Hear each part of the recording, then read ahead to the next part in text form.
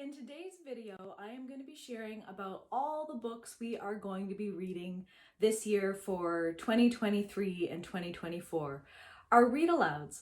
Before I got into it though, I just kind of wanted to talk about, are read alouds important? How important are they? And does every mom just absolutely have to fit them into your homeschool day or your homeschool week? Well, I kind of have mixed feelings on it because reading is obviously very important, and a lot of our learning and in classical models of homeschooling such as Charlotte Mason and neoclassical models like the homeschool the well-trained mind, which is what we follow, literature is very important. The learning is completely surrounding literature. But I found that we get a lot of literature through all of our curriculum.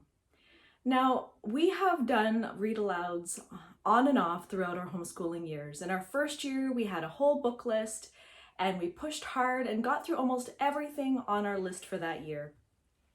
The following year, we ended up doing more fun read alouds, a little less following our curriculum, like our history, and just focused on fun books that my children wanted to hear, or ones that I felt that they would find a lot of fun. And it was a more of a social setting where I would give them some coloring pages and I would start our day just reading some fun stories while they would sit, and we could talk about them, and then we would start our homeschool day. Last year, this past year, we did not choose a set of read aloud picks. We had one series that we decided to start reading. We were reading different series, but we currently are continuing on through a series this summer, this past school year, and then into this summer. And we only did read alouds maybe once or twice a week. The reason for this was that our read alouds time was really made up of our history curriculum, which is Story of the World, which is a read aloud, and several of our other subjects where I just found there was a lot of reading. And so if you are finding yourself in that situation where you are already doing a lot of reading, but yet all these moms are picking these read aloud picks, and so you feel the pressure of needing to choose story time read alouds in addition to all the reading aloud that you might already be doing for your younger students, you don't have to do the read aloud time. Don't feel the pressure to feel the need to do the extra reading. It's a bonus. It's wonderful if you can do it. You will get a lot out of it yourself and your family. There's a lot of learning that can be done through reading wonderful pieces of literature, but it's not an absolute necessity. You will find that there is a lot of reading or recommended readings that goes along with the curriculum picks that you are doing, and that is perfectly fine. Don't feel that, oh, look at this homeschooling, families, they are putting out lists of 10 plus books that they plan on reading in the year, and you just might not find that is feasible. Now, for us this past year, the reason why it wasn't really, didn't work for us was because we had joined 2 extra homeschooling groups in the week. On Mondays, we had our history co-op, and on Fridays, we had our Forest Friday hikes, which we would do like a nature study. And so we would just get our homeschooling done quickly in the morning to get out into the afternoon to go to our meetups. So there wasn't time or room to do a lot of extra reading. And we did do a fun read aloud time about once a week, but that was about it. I'll share with you what we were doing, if I can find it. So we have been doing, it's called The Wing Feather Saga by Andrew Peterson. I'll put it up here, all the images of the books. And it is a wonderful fiction, fantasy story about this family that are kind of living, I believe that it's meant to be futuristic. However, it's like those stories that are futuristic, but they've really gone into the past of living in the olden days. But their world is being taken over by these creatures who are really imprisoning them and not allowing them to live lives of freedom and the joy is sort of being sapped out of their life. But these little boys are being raised in this village, which is all that they have ever known. And the oldest boy, who's sort of the main character, Janner, he just dreams about other life, living, sailing in the sea, like he had heard that his father had done. His grandfather used to be a pirate. And so he's reading about all these wonderful adventures and wishing that he could have another life. But there's all these twists and turns, and I won't give it all away, but it turns out that their life is not as ordinary as they think. And there's a lot more than meets the eye, and it's a really wonderful read. It's very well written. He is a Christian author, and so it's not necessarily a Christian story, but they do talk about the maker and how the maker gives them everything, and that they need to be thankful and pray to the maker and thank him for all that he has given to them. And there's just a lot of those themes. There's a lot of good morals and a lot of good character building in the story, where there's godly characters that are highlighted and other characters are not so well liked. So it's a wonderful story, but there are 4 books in this series. I'll put it up there. And this is what we're going to continue on reading throughout the rest of it. Like, who knows how long it will take, because I've got several books on our list, but we will pick this up every once in a while to continue through it. But we just finished book 1, which is called On the Edge of the Dark Sea of Darkness. We've just finished this book. Now, just for those sensitive listeners, it is a bit more of it's a wonderful story, and I don't want to spoil it for you, but there are lots of sad points, but turn out to be happier endings. But there is it tends to be a bit more violent in some ways, and is a bit more descriptive when it comes to battle scenes and things like that. So it would be recommended. My daughter is 9 and she is fine with it, but it would be for more sensitive listeners, it might be a little bit not good for the younger age group. Now, for the rest of our books, that's not a classic. That book is fairly new. It probably came out within the past maybe 5 years or so. But almost everything else that we are choosing will be classical pieces of literature. There is a huge difference between modern pieces of literature and classical pieces of literature. And the idea behind reading classical pieces of literature is that in modern pieces of literature, the beauty of language has been lost. There is just so much to gain and learn from the older ways of writing, in the language and the descriptions, even the humor, even in the wit. There's just so much meat in classical pieces of literature. Now, when it's new to you and new to your child, it can be a little harder to understand. And so oftentimes I'll stop and explain things. But I find the more and more we read classical pieces of literature, the more my children are understanding it. I don't have to explain things for them anymore. They're able to understand this older dialect and the wit and the humor behind it. And I really get a lot of joy out of seeing the connections that my kids are making and understanding what the author is saying. So there's just so much richness to the language of classical pieces of literature. And so we try to make that the majority of what we read in our homeschool. Sometimes there are some other wonderful pieces of modern writing that are excellent.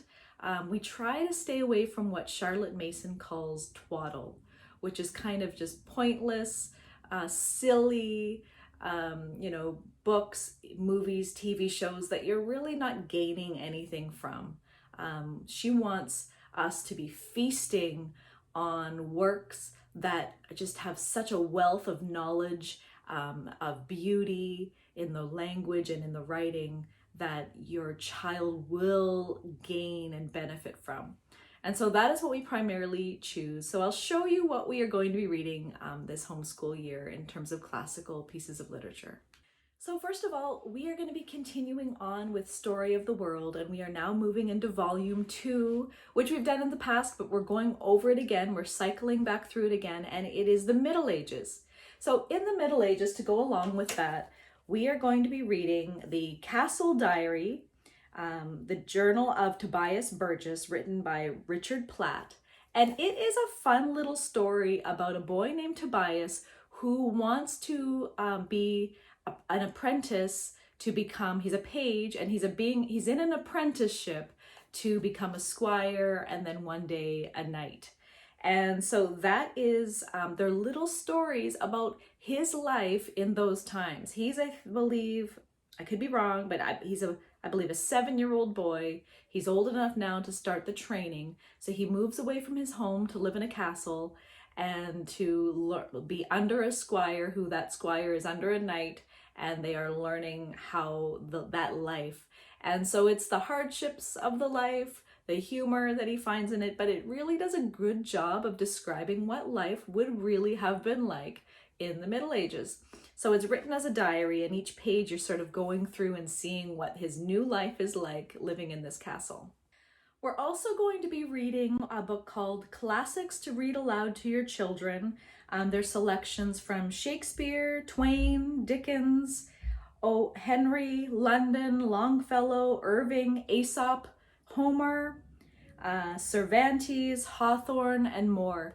Some of these are more postmodern or early modern writings, and some of them are ancient and Middle Ages. And so there's going to be, I'll be picking books, passages and stories from the Middle Ages, although we'll go through the book and read several of the other stories as well. But I picked this up through Amazon because there were several short stories that would be appropriate for our history to go alongside our history curriculum.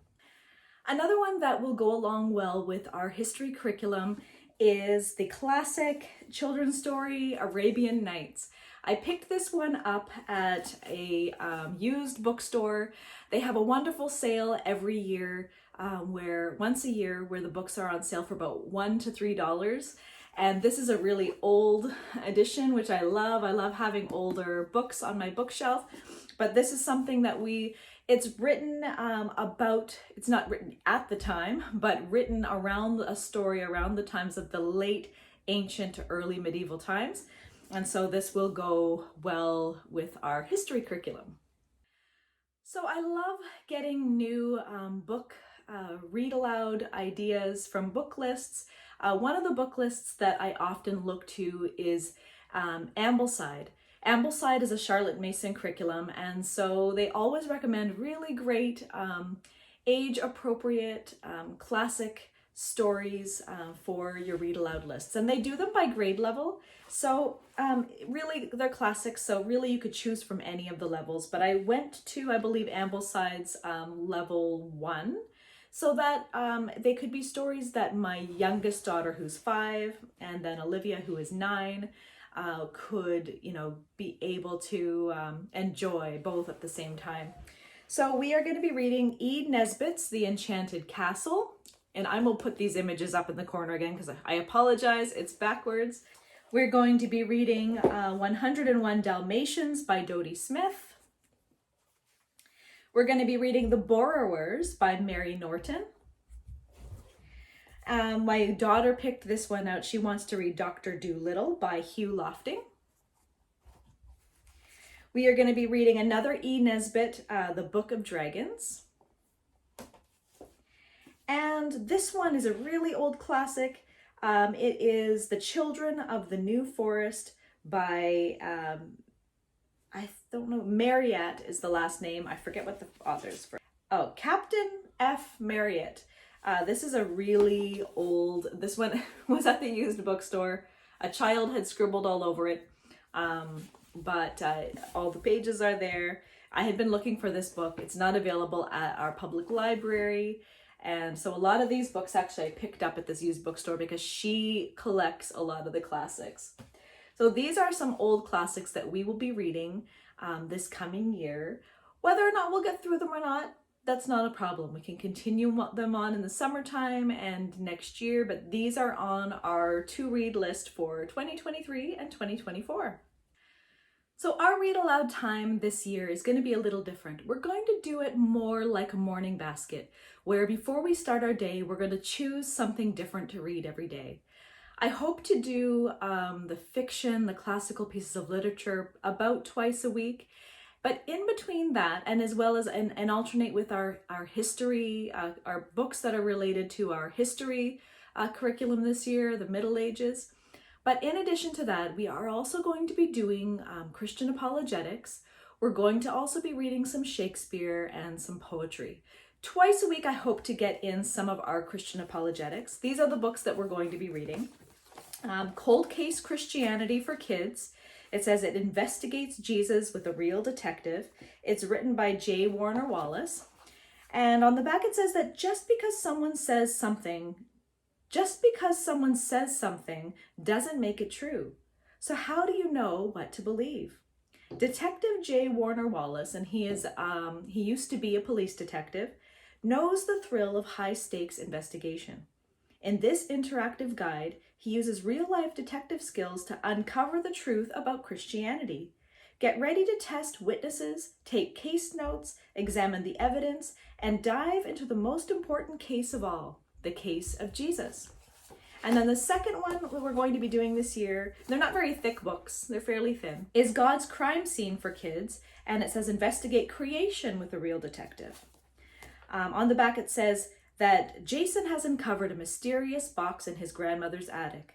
To unlock its secrets, he enlists the help of his friends Hannah, Daniel, and Jasmine, along with the detective Jeffries at the Junior Detectives Academy.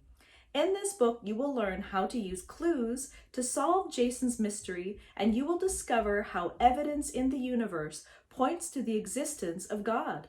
Learn how to be a detective, help Jason figure out what the box's contents really mean, and find out how to make the case for God's existence. So these are going to fun ways of introducing Christian apologetics and finding out how we can know for certain what we believe is true or not. I have also really wanted to introduce more Shakespeare to my children. And one of the books that was recommended by Ambleside, the book lists, is this Beautiful Stories from Shakespeare for Children by E. Nesbit. So we'll be reading a lot of E. Nesbit this year. It is a beautiful book, hard-covered, full of several of Shakespeare's playwrights. We'll be reading The Tempest, Romeo and Juliet, A Midsummer Night's Dream, Hamlet, King Lear, The Taming of the Shrew, and several others. So I'm really excited to be reading that this year. And then finally, we're going to be doing a bit of poetry. Now, I do have several other books of poetry, but I've picked this one up. This was one that we have taken out from the library several times, but we were always sad to have to return it. So I decided to buy it. It's a nice hardcover, but it is a book that was compiled by Carolyn Kennedy. It's Poems to Learn by the Heart, and the paintings that go along with each poem are by John J. Muth. And in this book, we have poems from Emily Dickinson, William Blake, James Wright, Henry Van Dyke, Robert Frost, Rudyard Kipling. It just has tons. Shel Silverstein, just flipping through here, Lewis Carroll, all the greats. She really just covers all the greats, all of her favorite poets and poems throughout the ages. And this is one that we have often used for our poetry tea times, which we haven't done in a while, but we're going to pick that up again this year because we had a lot of fun with it. So that is what we are going to be reading for 2023 and 2024. Of course, we have already started because we are year-round homeschoolers. I don't want this big giant list to overwhelm you or make you feel like you're not doing enough. Allow it to be a fun time for you to spend with your kids. It doesn't have to be in the homeschool day. It can be in the evening before bed. We read at many different times of the day, but try out classical pieces of literature because there is just a wealth and a beauty that is lost in modern literature today. But I thank you so much for watching, and I'll see you in the next one. Bye.